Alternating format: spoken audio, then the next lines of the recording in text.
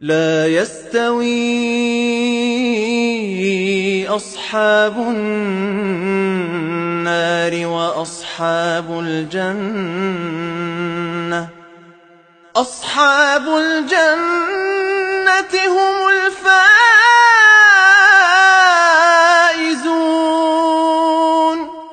لو أنزلنا هذا القرآن على جبل لرأيته خاشعا